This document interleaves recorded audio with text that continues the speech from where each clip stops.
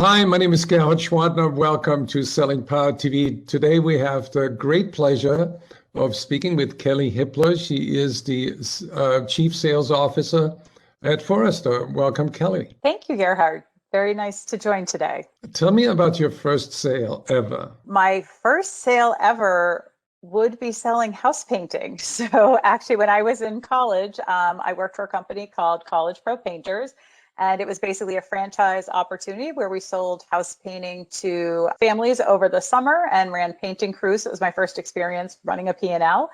So the first thing I sold was actually somebody letting me bring a bunch of college students come in and paint their home. So what did you like about selling? For me, I think it was always about trying to add value and address a pain point that an individual might have. So it was really great about, having a buyer, having some needs in the market and being able to match that to create a win-win situation. And I think that's something that I've always tried to carry forward. Kelley, can you share a little bit about your growth as a manager and then as a leader? How did you break through those barriers? I think I've been fortunate, and part of the reason I've been at Forrester for over 22 years is that I've continually had the opportunity to take on different challenges and be able to serve in different roles here. Having access to our own thought leaders internally, especially on the sales side, to help shape a lot of what we're doing today in our go-to-market has been hugely beneficial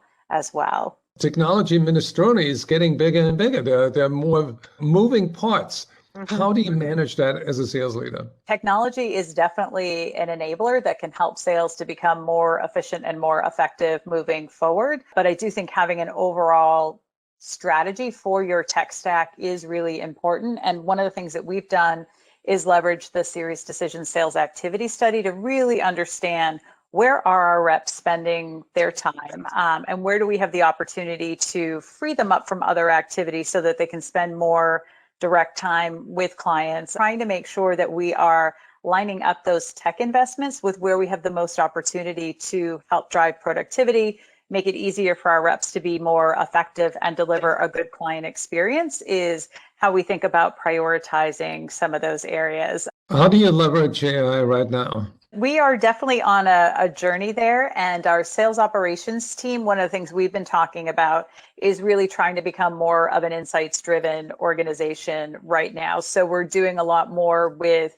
deeper data analysis and digging into what's in the CRM. Historically, we've been a little rearview mirror focused, but to focus a little bit more around sort of where to go next with a selling situation, as well as trying to find patterns across different buyers. We've done a lot of work to date with sort of TAM analysis, things that drive likelihood of renewals. So from a customer success perspective, what volumes of interaction with us and in what frequency and sequence tend to lead to better outcomes is probably one good example of a way that we've done it to try to help shape our engagement model.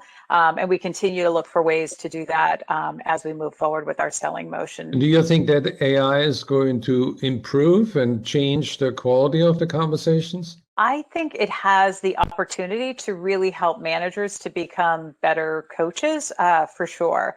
And I think that there are ways to be able to do more on-the-spot coaching and help people dissect better potential answers or better potential paths to take a conversation down that in today's world are kind of hard to scale. So absolutely, I see a lot of change coming. You mentioned earlier about diversity, how important it is to reflect the changes that are going on in society. A lot of people are confused about what is the best people strategy, and what are some of the guidelines that you can share? Forrester literally just a year ago stood up a diversity and inclusion council, and I'm honored to be one of the executive team sponsors there because it is such important work, both for our employees as well as our client base. And I think one of the things that we've seen is, historically, and I don't think Forrester is unique, but because of the type of sale that we did, we relied very heavily on referrals to bring new people